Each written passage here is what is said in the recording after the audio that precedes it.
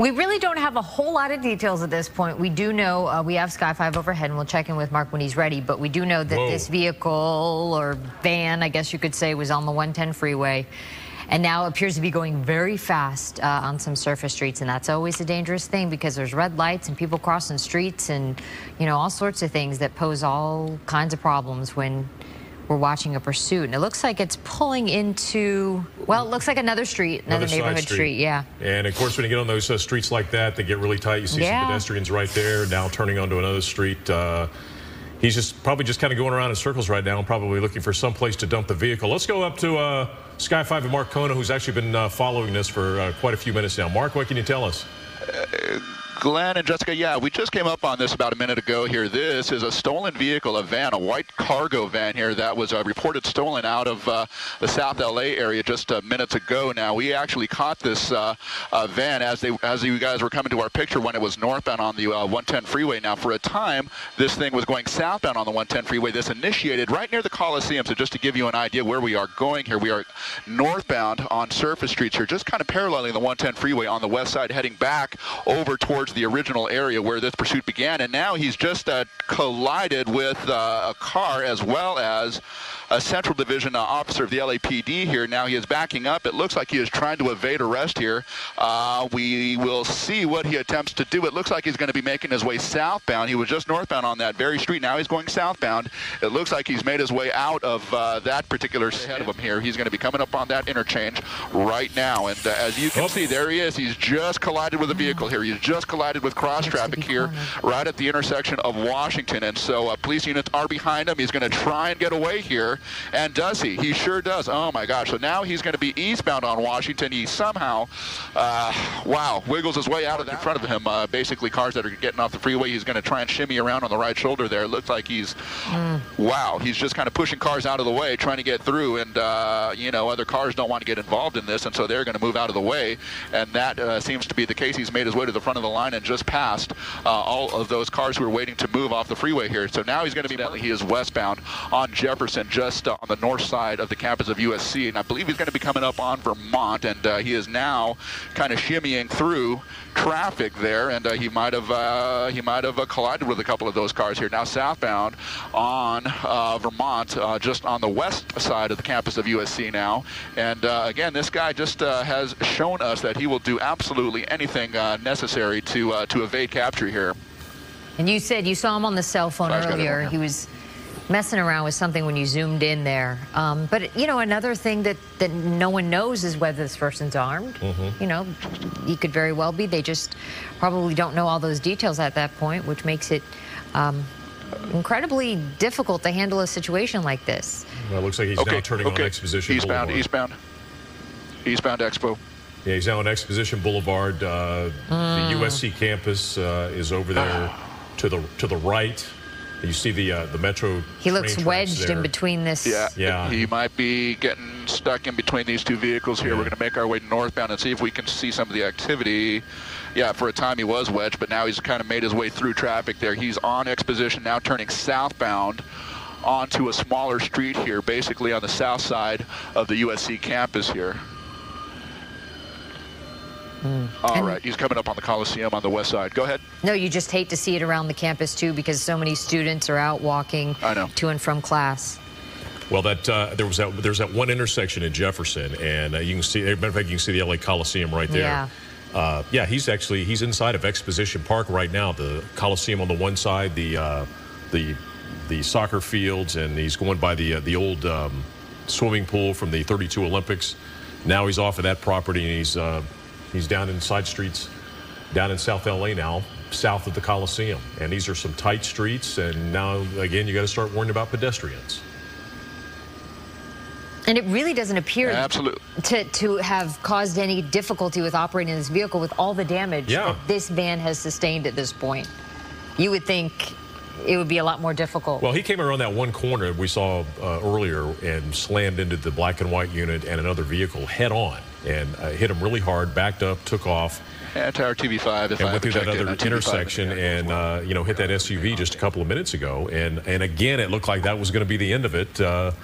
black and white units were right on top of him, but he still managed to maneuver and get out and escape again. Yeah. But look at the damage on the front end. I mean, it's completely exposed. I'm surprised that the radiator is not leaking water, and he has an now he's going in an alley. This will be interesting here. That could lead to a dead end or something. And also, for those of you who don't know, Mark Kono is flying a helicopter, and he's also talking to air traffic control and keeping out of the way of LAPD that's in the sky and all sorts of things. So he's juggling many things as well. That's what you're hearing. Okay, back northbound as well. Back northbound. It looks like he may be slowing down. Yeah, I think back northbound. It looks like I think this pursuit is starting to take. It looks like this guy is basically.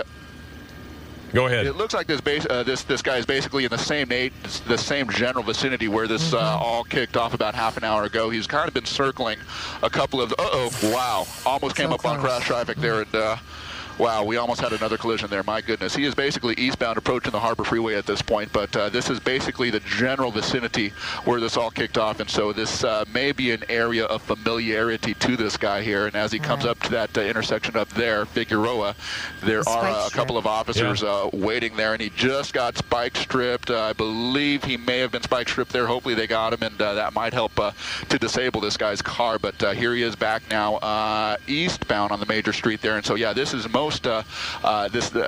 logically this seems like an area of familiarity because this is the same general vicinity where this all kicked off, and this is kind of where he's returned to. So here we are traveling through some commercial and residential areas at a very high rate of speed. So we will kind of follow this around and see what this guy does.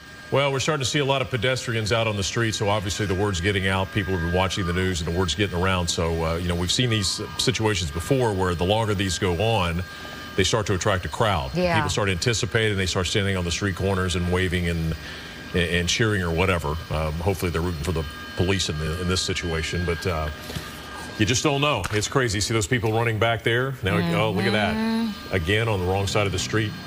I'm wondering if he did make contact with that spike strip because he seems to be really out of control at this point. Well, I don't see the tires. But the tires aren't smoking. You don't see the tires smoking, so... Now he's going down, looks like another alley. Coming through an alley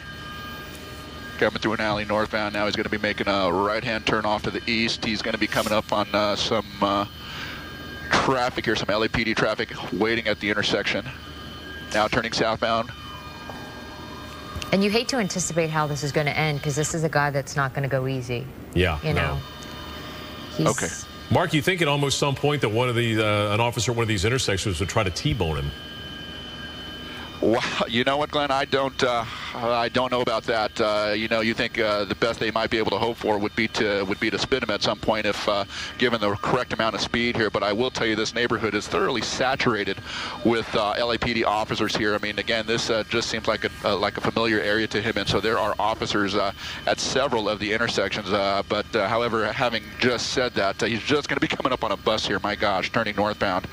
At the rate that he's kind of ripping through these small streets and coming up on major intersections here, I'm just surprised that he hasn't T-boned an officer or someone else. We have already seen several accidents already directly involving this guy coming too fast and blind into intersections here. So now he's northbound.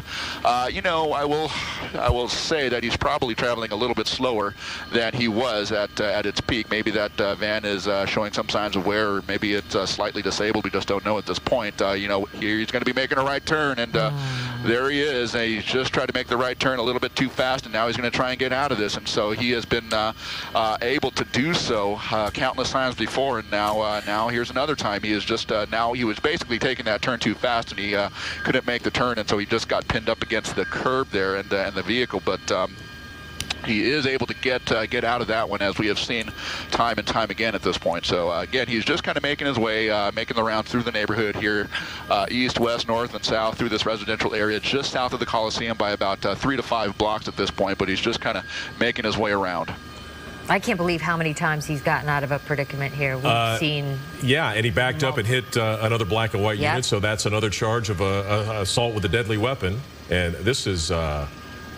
it's just amazing he's lasted as long as he has. Okay. It really is, considering the damage to that vehicle, and he just continues to go. And that they can't corner him in. They're so close every time, and he gets away. Well, it looked like they were going to try a pit maneuver that intersection a couple of, about 30 seconds ago, but there was another vehicle sitting there, so there's no way they could do that. And you see there a pedestrian there running to get out of the way. Okay. Again, if you're just joining us, you're watching The View from Sky 5. This is a cargo van that was stolen in South Los Angeles near the LA Coliseum in Exposition Park. And it looks like another spike strip. Spike strips. There we go. Good job. Good job. Great placement on that spike strip. As he was coming around that intersection, they laid down the spike strip, and apparently he ran right over it. So this vehicle does seem to be moving a little bit slower, although having said that, he is trying his very best to get away and evade capture at this point here. Several officers of the LAPD are stationed around the neighborhood here, and you know, given the fact that they were able to lay down spike strips at that particular intersection, tells us that yeah, he has been kind of making the rounds through that same intersection. So they are not able to predict his moves so much, but they know that he is kind of working his way around this same neighborhood. So by that, they have been able to lay down those spike strips and hopefully do a little bit more damage to the van and hopefully bring this to an end. You know, Mark, we always see that when these pursuits get to this point that they usually return to the neighborhood they're familiar with. They probably live there. What's amazing is he probably is a good bet that he lives in this neighborhood. But he also committed a crime in the same neighborhood. He stole a van. I mean, somebody's probably going to know him and turn him in for the stolen vehicle if he'd have gotten away with it. It seems like you would have committed the crime, you'd go to another neighborhood. Yeah, you would think. You would think. But, you know, who can attest to the, logic of, what these guys do and, why they do things. But he's literally going I don't know for sure that the van is from this particular neighborhood, but he definitely knows, well, he certainly seems to know a little bit about the layout of this neighborhood here in terms of streets and, where to turn. And he just seems to kind of know the ins and outs of this neighborhood. So he has been just kind of making the rounds over, say, a 5 to 10 block square radius here, and he continues to do so. Yep. They're getting him at each stop sign, though. I mean, he's ran over multiple, and then now an officer just pulled back a woman there on the corner. Somebody was yelling, ran out in the street and was yelling at him. Somebody was yelling at him. Maybe someone he knows, like Glenn said, if he does live in this neighborhood, there could be relatives, asking him to stop. Okay, he's coming down the alley. He's turning down another alley. The officer's right behind him. But you think at this point, just give it up. I mean, you're not getting away. There's the chance of you getting away passed a long, long time ago. But he continues to. If he makes the right turn here. If he makes the right turn, half a block down is where that officer pulled that woman back. So we will see. It looks like this may be an area of familiarity here. He has gone through that intersection now, and that was the intersection that we just saw that officer and that woman just moments ago here. He has just passed that intersection. And yeah, this van is definitely disabled and on its way to slowing down even more. So hopefully they can bring this to an end. It sure seems like that is going to be the case at this point. He just steps out of the van. He is just running. He's foot-bailed into this kind of shopping center here. He's in the parking lot. LAPD guys are in pursuit on foot. He is just kind of making his way around, but I would suspect that he slips, and that is what's going to do him in. So he slips and falls, and that's what did him in. The LAPD able to swarm this guy basically and bring this to an end. Wow, what an amazing pursuit, my goodness. Well, it doesn't look like he's giving up very easy. I mean, we've got, let's see, 1, 2, 3, 4, 5, 6, 7, 8, 9. Well, they keep coming. They keep coming. They have got a struggle on their hands. Okay. Yeah, this is Vermont, just south of 43rd, where this just came to a termination, or where the pursuit just came to termination here. But you can see there's no shortage of officers here ready to take this guy into custody here. He has led this police force on a pursuit for at this point for the better part of half an hour, even longer. This pursuit basically started right in this general neighborhood here, and that is where it ends. But yeah, this is on Vermont here, just south of 43rd, and this is going to be tied up for quite a while for the investigation here. But yeah, there you go. This suspect, this stolen vehicle suspect, has now been taken into custody. Okay, Mark Kono up in Sky 5, and look at him. He's actually laughing.